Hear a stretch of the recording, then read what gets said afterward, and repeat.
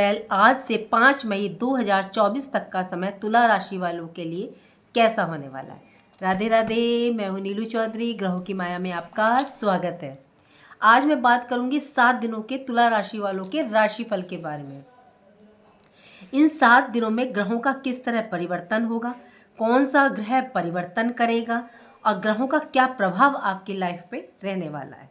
योग का क्या प्रभाव होगा, कैसा होगा, चलिए जानते हैं।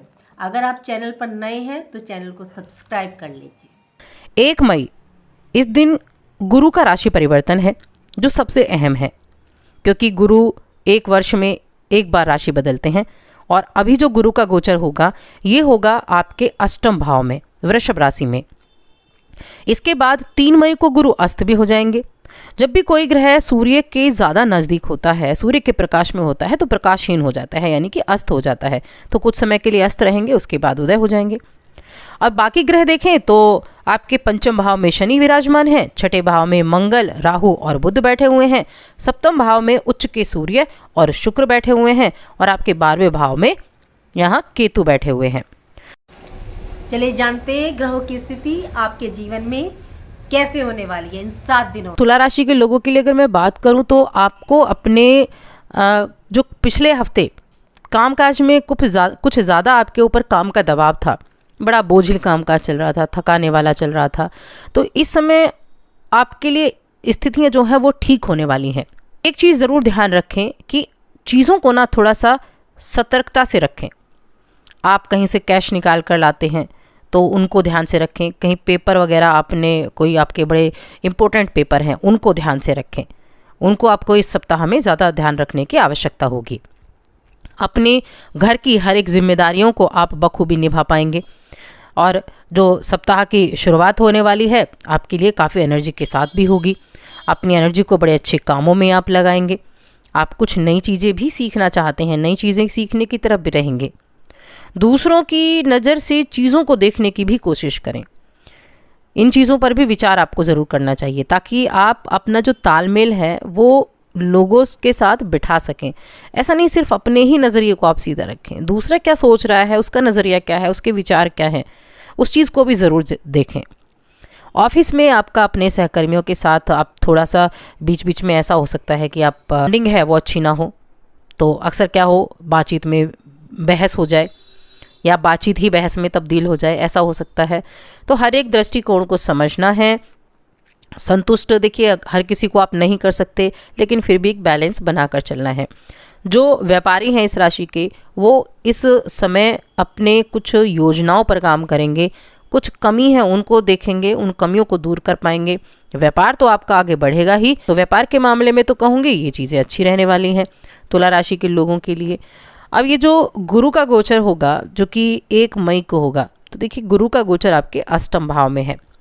अष्टम भाव में गुरु का गोचर, और वहाँ से आपके 2nd हाउस पर गुरु की दृष्टि होगी, तो धन के मामले में चीज़ें अच्छी रहने वाली हैं। और आपके 12वें भाव पर होगी, इसके अलावा आपके 4थे भाव पर होगी। तो ये जो गुरु की दृष्टियाँ होंगी ये आपके लिए बड़ी इंपॉर्टेंट रहेंगी, ये आपको अच्छे लाभ भी देकर जाएंगी। और जहाँ तक साप्ताहिक राशिफल की बात है, इस समय अवधि में भी आप अपने कारोबार में अच्छा रिजल्ट प्राप्त कर पाएंगे। बीच बीच में थोड़ा सा हो सकता है कम लाभ की प्राप्ति हो, तो उसको लेकर टेंशन ना लें, क्योंकि देखिए हमेशा चीज़ें एक सी नहीं होती। ऐसा नहीं हमेशा सबको प्रॉफिट ही हो रहा हो, तो हो सकता है कि जितना आप चाहते हैं उतना ना हो। तो तनाव नहीं लेना है, टेंशन नहीं लेनी है, अपने काम पर ध्यान रखना है, अपने काम पर फोकस करना है। अब इस समय आपका जो रिश्ते हैं, रिश्ते नातों को देखें तो अपने रिश्ते नातों को आप बड़े बारीकी से देखते हैं, अपने रिश्तों को बड़ा संजो कर रखने वाले व्यक्ति हैं आप। तो इस समय अवधि में भी आपके प्रेम जीवन के मामले में ठीक ठाक समय होने वाला है।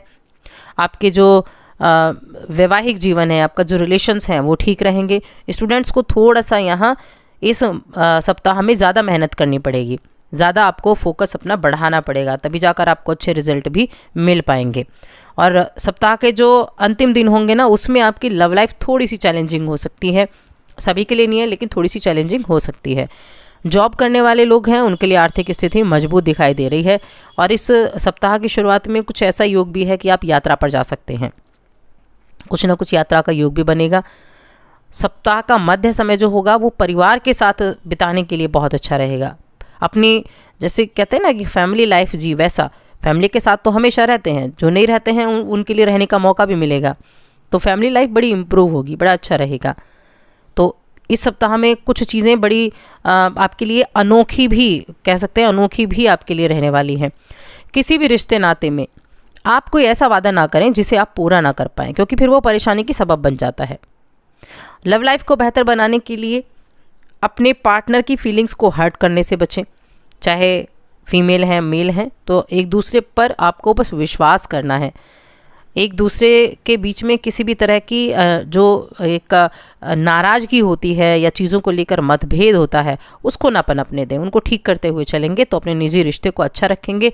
और जब आपका निजी जीवन अच्छा है तो आप अपने कामकाज में पूरा फोकस कर सकते हैं, क्योंकि रिश्ते जब समस्या पैदा करते हैं तो किसी कामकाज में मन नहीं होता है, कोई भी चीज़ें आपको एनर्जी नहीं दे पाती हैं।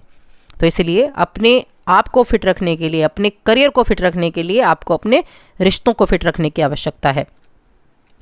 कुछ उपाय भी हैं जो आप कर सकते हैं। और देखिए जो गुरु है वो अस्त होंगे, और अस्त होने के बाद थोड़ा सा प्रभाव ज़रूर कम होगा, लेकिन आपके राशि के जो स्वामी हैं, आपकी राशि के स्वामी शुक्रदेव, ये आपके सप्तम भाव में बैठे हुए हैं, सूर्य वहाँ उच्च के होकर बैठे हैं। इसी वजह से सूर्य क्या करते हैं, सूर्य देखिए एक अग्नि तत्व के ग्रह हैं, और ये क्या करते हैं, इनको प्रेम व्रेम से ज़्यादा कुछ लेना देना है नहीं, तो ये क्या करते हैं, थोड़ा अहम आपके जीवन साथी के अंदर ये पैदा कर देते हैं। तो जहाँ अहम आता है वहाँ थोड़ी सी तकरार भी हो जाती है। शुक्र प्रेम के कारक है, तो इसीलिए प्रेम में भी थोड़ी सी तकरार देखने को मिलेगी। दोनों की दृष्टि आपकी लगन पर है, लगन पर दृष्टि है, तो आप सामंजस्य बिठाने की हर संभव कोशिश भी करेंगे। तुला राशि वालों, आपके लिए क्या उपाय है, आपको इन 7 दिनों में क्या उपाय करना है, चलिए मैं बताती हूँ। एक तो आपको हनुमान चालीसा का पाठ करना है। अगर आप पुरुष हैं तो आप मंदिर जाके प्रसाद भी चढ़ा सकते हैं। और जो सड़क पर कुत्ते होते हैं उनको आपने कुछ ना कुछ मतलब खाने के लिए ज़रूर देना है, और ये आपके लिए बहुत ही बेहतरीन उपाय है। चलिए आपसे विदा लेते हैं। राधे राधे, जय माँ बाबा।